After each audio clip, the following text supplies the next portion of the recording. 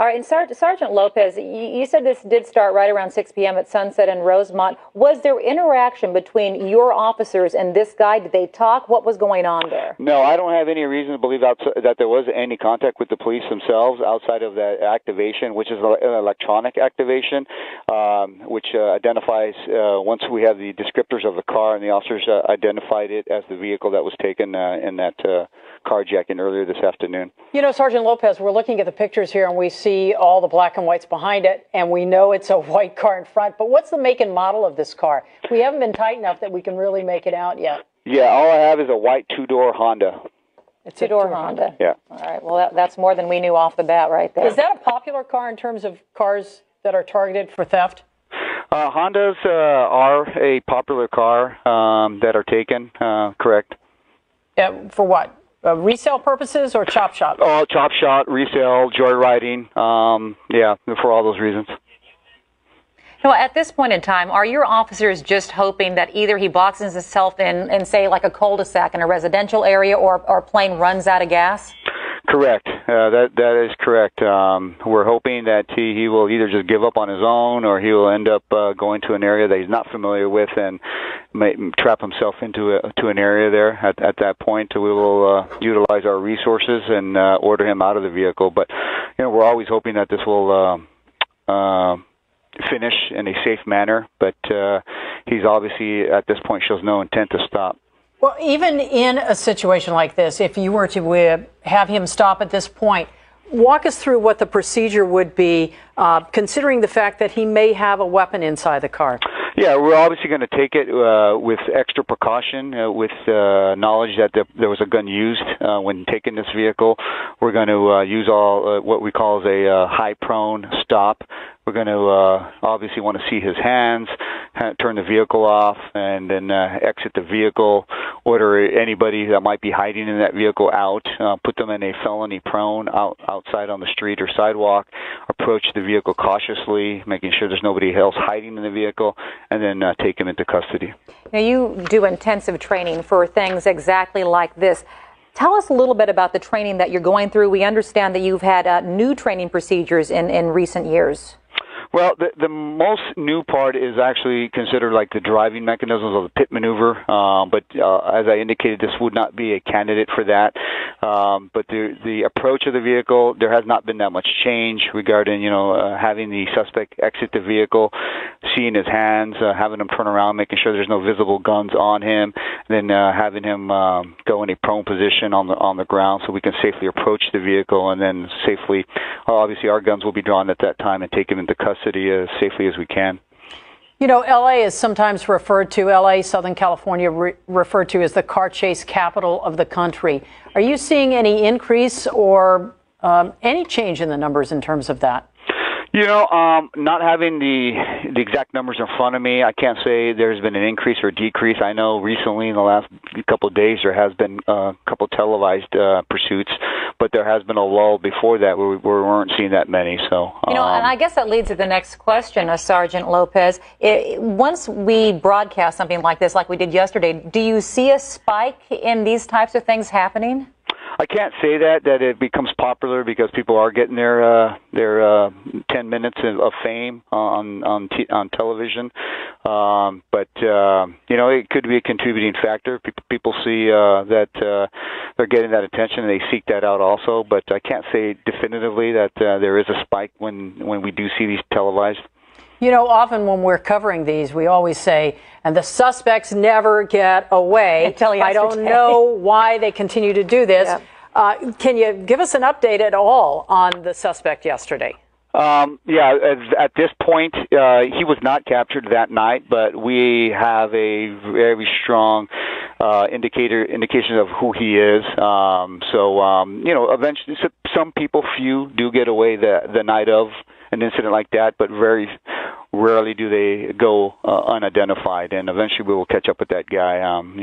Once we secure locations where he hangs out, but he'll eventually be taken into custody. He eventually ends up back with his family or something like that, and that's when you can get him at that point in time. And that really was yesterday shocking. We were talking about the chase, of course, from Arcadia that ended up in Pacoima.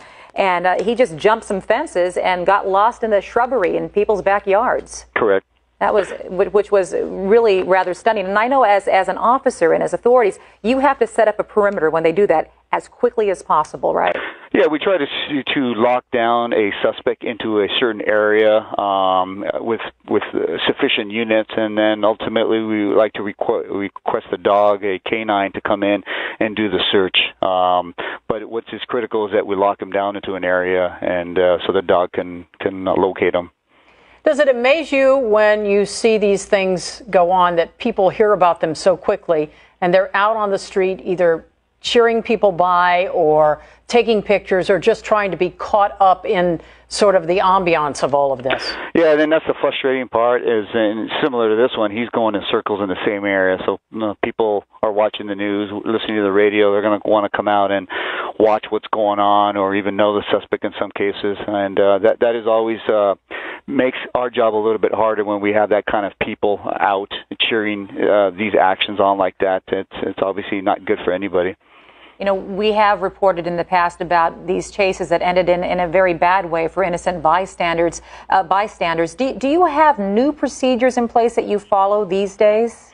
Well, as I indicated earlier, as he's driving at a slow speed right now, we would just continue to pursue as long as it doesn't appear like he's endangering the surrounding traffic. But once he does pick up the speeds or he starts to hit vehicles that are blocking him in, we're going to definitely advise the airship to track the vehicle, and we will back off in hopes that he will make the right decision and stop or slow down on his own, but that's not always the case. Obviously, he's controlling his own actions at this time.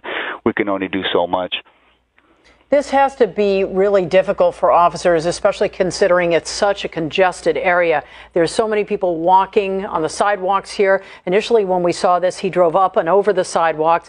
You know, I've seen him pass a number of schools. You see what appear to be students with backpacks on. Correct. I mean, luckily it's 7 right now, but you're right. If it had been any earlier, around 3 o'clock, that area is a high populated area, lots of schools in that area, and extremely, that's when it becomes a lot more dangerous when we have that many people out there and people. And he just passed another vehicle, one of your black and whites that was pointed the opposite direction. Correct. Just went by. Yeah, I mean, we can't control what he's doing, but we have vehicles, police vehicles that are paralleling the pursuit. So should he stop, we can take him into custody quicker. But again, we can't control what he's doing, so he's just going in circles. Sergeant Lopez, do you recognize this area here? Yes. Can you give us a location? Yeah, that's the Rampart area. That's just west of the downtown area. So he's still basically in the same area that this whole thing started in? Same area. For the last, I would say, 30 minutes, 45 minutes, he's been circling in the same area, correct. Do you notice that chase suspects oftentimes end up in familiar areas so that they can take certain streets that they know? Correct. I mean, I think as human beings, we try to go to areas that we're familiar with, and if suspects can't find a way to get to where they need to get to, I think that might be human nature to do that. Many cases, they may be on a phone asking for assistance from family members or friends to help secure them when they ultimately try to leave the vehicle. But it's hard to know what's going on in his mind right now. Let me ask you this, and you may not know the answer to this, but this is as you said, a two-door Honda here. If he had a full tank of gas, any guesstimates as to how long he could go like this? Yeah, well, he's not at this point driving extremely fast. So if he had a full tank of fuel, he could be doing this for hours. It'd be one long chase. Exactly. Then he has reportedly the car was taken with a gun. So we are going to be highly suspicious of trying to pit that vehicle, get too close to it. So if he continues to drive, we're just going to continue to pursue. You know, this fellow you suspect could be armed, very well armed. You believe, is a man that may have carjacked somebody this morning. Had this been, let's say, just a regular traffic stop, say for tinted windows or something like that, would you at this point in time have already called this chase off and just let him go because you're worried about, bystanders and stuff?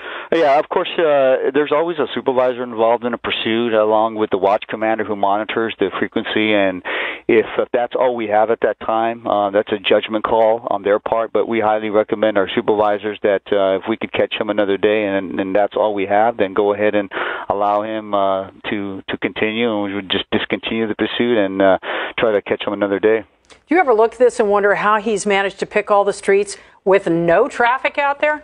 I mean, I'm amazed. I'm looking at traffic even on the other side here. He obviously is familiar with that area, so he's probably as familiar with the area as the police are in that area. So he knows the streets to drive, I'm sure. Is this Sunset he's on?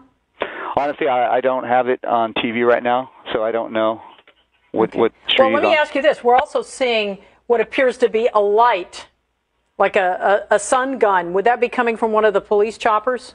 Correct. It's getting nighttime right now, so I'm sure you're able to see the light that's on the helicopter. Well, and for you, time is of the essence. Since we're going to have sunset here fairly soon, I would imagine it'd be much harder to get this guy at nighttime.